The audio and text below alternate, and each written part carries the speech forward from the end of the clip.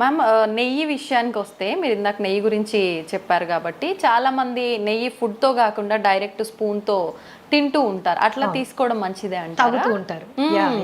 ఎందుకంటే ఆవు నెయ్యిలో ఉండేటటువంటి గుణం ఏంటి ఉందంటే ఇట్ ఈస్ అ వెరీ అది డైజెస్ట్ అయ్యాక మనకి బ్యూట్రిక్ యాసిడ్ ఫామ్ అవుతుంది.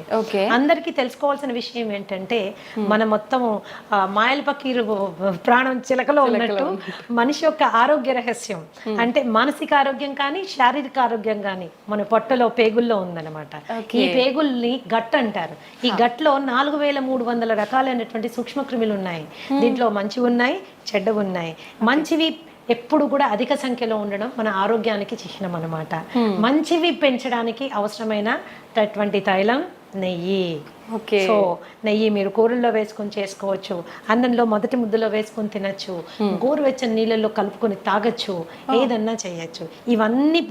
ఈ అన్ని రూపాల్లో మీరు తీసుకునే నెయ్యి మీ గట్ హెల్త్కి చాలా ఉపయోగపడుతుంది.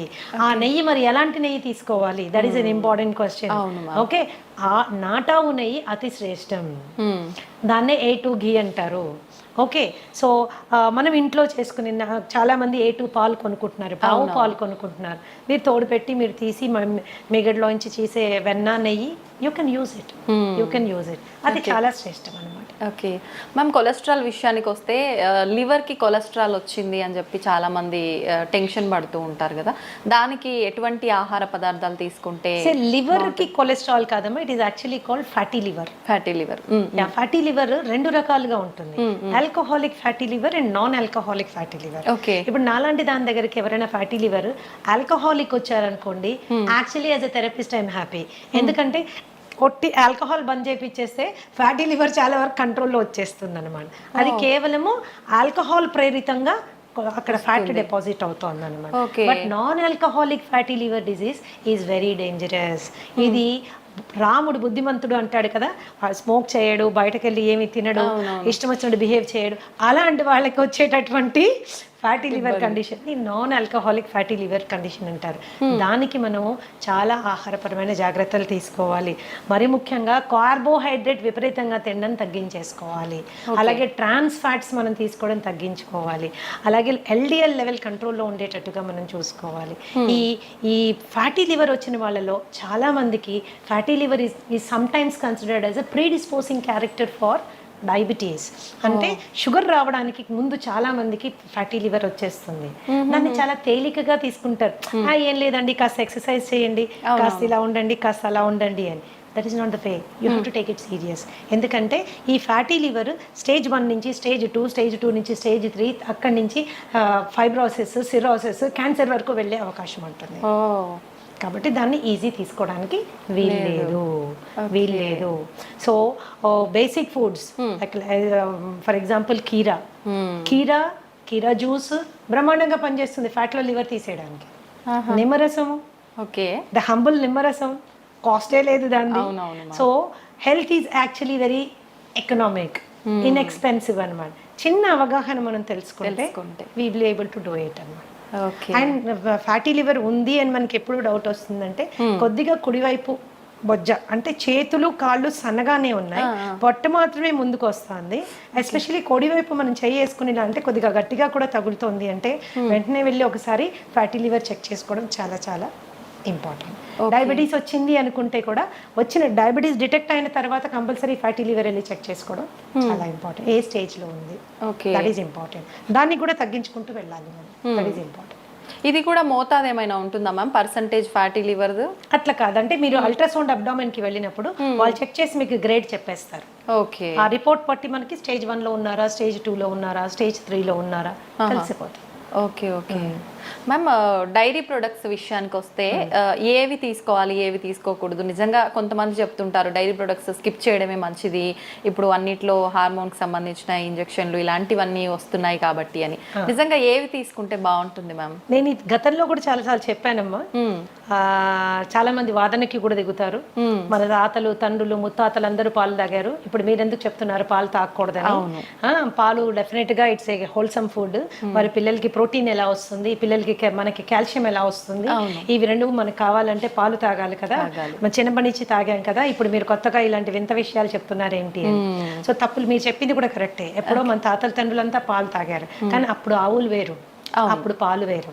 ఇప్పుడు ఆవులు వేరు, ఇప్పుడు పాలు వేరు.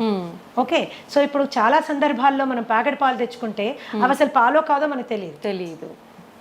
పాలల్లో నీళ్లు కలిపారనుకోండి, that is a healthy thing. అంటే ఓన్లీ నీళ్లు ఉన్నాయని సంతోషపడచ్చు మనం, కానీ నీళ్లు కాకుండా ఇంకెన్నెన్నో కలిపేస్తే అవి విషమయమనని ఎన్నో విధాలుగా మనని ఇబ్బంది పెడుతున్నాయి. మిల్క్ మీరు తీసుకున్నట్లయితే దాని ప్రోటీన్ కంటెంట్ కానీ, దాని కాల్షియం కంటెంట్ కానీ, నాన్ మిల్క్ సోర్సెస్ చాలా ఉన్నాయి. మీ మునగాకు తీసుకోండి, ఓకే, ఫర్ ఎగ్జాంపుల్ టేక్ మునగాకు. నువ్వులు తీసుకోండి, దానిలో ఉన్న కాల్షియం కానీ, దానిలో ఉన్న ప్రోటీన్ కానీ. మునగాకు పచ్చిదానికంటే కూడా ఎండు పౌడర్ ఏదైతే ఉంటుందో, మునగాకు పౌడర్ ఏదైతే ఉంటుందో బ్రహ్మాండంగా కాల్షియం లెవెల్స్ అనమాట. ఓకే, ఎన్నో రెట్లు పాల కంటే ఎక్కువగా ఉంటుందని. ఒక స్పూన్ రోజు తీసుకుంటే సరిపోతుంది. ఎలా తీసుకోవచ్చు మేడం? కాంబినేషన్ మజ్జిగలో కలిపి తీసుకోవచ్చు, నీళ్ళలో కలిపి తీసుకోవచ్చు. దాన్ని పొడి కింద తయారు చేసుకుని కాస్త వెల్లుల్లిపాయలు, జీలకర్ర, ఎండుమిరపకాయలు వేసి దాన్ని పొడి కింద చేసుకొని అంత నెయ్యి వేసుకొని మొదట ముద్ద గట్టిగా కలుపుకొని తినచ్చు. టేస్టీ ఉంటుంది, హెల్త్కి హెల్త్ వస్తుంది. అయితే ఈ మిల్క్ ఇప్పుడు ఏం చేస్తుంది, మిల్క్ లో ఒక ప్రోటీన్ ఉంటుంది కేసిన్ అని. ఈ కేసిన్ చాలా మందికి ఎలర్జిక్ కండిషన్స్ ప్రొడ్యూస్ చేస్తుంది. చాలా మందికి కడుపులో అది డైజెస్ట్ అవ్వక గ్యాస్ కానీ, లేకపోతే ఇండైజెషన్ కానీ, అలాగే బెల్చింగ్ అండ్ బ్లోటింగ్ అంటారు, పొట్ట ఉబ్బినట్టు అవ్వడం కానీ, ట్రైన్ పుల్ రావడం కానీ, ఇవన్నీ జరుగుతాయి. ఎందుకు? కేసిన్ వాళ్ళకి డైజెస్ట్ అవ్వదు కాబట్టి, కేసిన్ డైజెస్ట్ అవ్వదు కాబట్టి. సో అలాంటి సందర్భాల్లో పాల అవసరం ఏంటి అసలు? ఒక స్టేజ్ దాటింది, టాడ్లర్ అంటాం, అంటే కాలు మీద నడవడానికి అలవాటు పడిన బిడ్డకి పాలు సంపూర్ణ ఆహారం కాదు. ఓకే ఓకే, అది అసంపూర్ణమైనటువంటి ఆహారం. పాలు ఎడిక్టివ్ ఇన్ నేచర్. మీరు బాగా తాగుతుంటే అది తాగాలనిపిస్తుంది, తాగకపోతే ఏదో వెలితిగా కూడా అనిపిస్తుంది. దానికంటే ఆరోగ్యకరమైన ఫుడ్ మనకు ఉన్నప్పుడు, దానికంటే మనకి బలవర్ధకమైన ఆహారం మనకి అవైలబుల్గా ఉన్నప్పుడు మనం దానికి ఆప్ట్ చేసుకోవచ్చు కదా. ఈ రోజు ఆవుల్లో పాలు పెరగడం కోసము విపరీతంగా ఇంజెక్షన్స్ వేస్తున్నారు, విపరీతంగా యాంటీబయాటిక్ యూజ్ జరుగుతూ ఉంది. Grass fed cow and grain fried cow అని రెండు రకాల కౌస్ మనం చూసుకుంటే, పచ్చిగడ్డి తిని ఆ పచ్చిగడ్డి పెంచడానికి కూడా ఏమాత్రం ఎరువులు వాడకుండా, పెస్టిసైడ్స్ వాడకుండా ఆర్గానిక్గా పెంచిన పాలు ఉంటాయి కదా, అవి అతి శ్రేష్టం. కానీ అరుదుగా లభిస్తున్నాయి, చాలా అరుదుగా, పచ్చిగడ్డే దొరకడం లేదు. గ్రెయిన్ ఫెడ్ మీరు తీసుకున్నారనుకోండి, వాటికి గ్రెయిన్స్ పెడతారు, ఎన్నెన్నో రకాలైన గ్రెయిన్స్ పెడతారు. ఎస్పెషల్లీ ఈ మధ్య కాలంలో అయితే కార్న్ పెట్టేస్తున్నారు, స్వీట్ కార్న్ పెడుతున్నారు. సో ఇవి ఏంటి అంటే పాల క్వాంటిటీ పెంచడానికి. చాలా మంది ఆ ఆవులకి పెట్టే దీంట్లో నూనెలు కలుపుతారు, ఎందుకంటే పాలల్లో వాళ్ళకి ఆయిల్ శాతము, ఫ్యాట్ శాతం ఎక్కువ రావాలని. మరి ఇలాంటి పాలు మనం తాగినప్పుడు అది మనకి it is going to harm us. అయితే ఇంట్లో మనం ఒక పాల ప్యాకెట్ తెప్పించుకున్నప్పుడు అది ఆవు పాల, గేదె పాల, ఆవులో గ్రాస్ తినిన ఆవా లేకపోతే గ్రెయిన్ తినిన ఆవా, యాంటీబయాటిక్ వేసుకోలేదో మనకి ఎలా తెలుస్తుంది? ఇవన్నీ కలిపారో లేదో మనకి ఎలా తెలుస్తుంది? తెలియదు. పైగా పాలు ఎప్పుడైతే ప్యాకెట్లో వస్తాయో, ప్లాస్టిక్ ప్యాకెట్లో వస్తాయో, ఆ ప్లాస్టిక్ కూడా మనకి ప్రమాదం. ఇంకోటి, కొంతమందికి ఏంటంటే ఎస్పెషల్లీ ఉద్యోగస్తులు 4-5 ప్యాకెట్లు కొనుక్కొని డీప్ ఫ్రీజర్లో పెడతారు, అవి గడ్డగట్టిపోతాయి. వాటిని మీరు ఎప్పుడైతే డీప్ ఫ్రీజ్ చేస్తారో, థాయింగ్ ప్రాసెస్ జరిగేటప్పుడు ప్లాస్టిక్ కూడా మెల్ట్ అయ్యి అందులోకి వస్తుంది. ఒకప్పుడు మేము చిన్నపిల్లలుగా ఉండేటప్పుడు గ్లాస్ బాటిల్లో వచ్చేది, that was safest milk. Seal అయ్యి గ్లాస్ బాల్ వచ్చేది. బాటిల్స్ తీసుకోగానే మేము చిన్నపిల్లలప్పుడు నాకు బాగా గుర్తుంది, ఆ మూత తీసి పైన ఉన్న వెన్నంతా వేలుతో తీసుకుని తినేవాళ్ళం. ఇప్పుడు అలాంటి కండిషనే లేదు. సో పాలుని వాడకం ఎంత తగ్గిస్తే అంత మంచిది. అయితే పెరుగు దగ్గరికి వచ్చినా, మజ్జిగ దగ్గరికి వచ్చినా ఏ రెస్ట్రిక్షన్ లేదు. It is better than milk అన్నమాట. మీరు పెరుగుగా తిన్నా పర్వాలేదు, మజ్జిగగా తిన్నా పర్వాలేదు. కొద్దిగా పుల్లబడిన మజ్జిగ ఇంకా బెటర్. పుల్లబడిన మజ్జిగ చాలా బెటర్. అందుకనే మిల్క్ని అవాయిడ్ చేయడం బెటర్. ఎందుకంటే మనకు వచ్చే ప్యాకెట్ గురించి మనం ఆలోచిస్తాం, కానీ అందులో వచ్చిన పాలు మనకి దాకా రావడానికి ఎన్ని పద్ధతులు అవలంబించారో మనకు అవగాహన లేదు. Today it is a very common thing to give oxytocin injection for cows. Oxytocin injection దేనికి ఇస్తారు? వింటే మీరు బిత్తరపోతారు.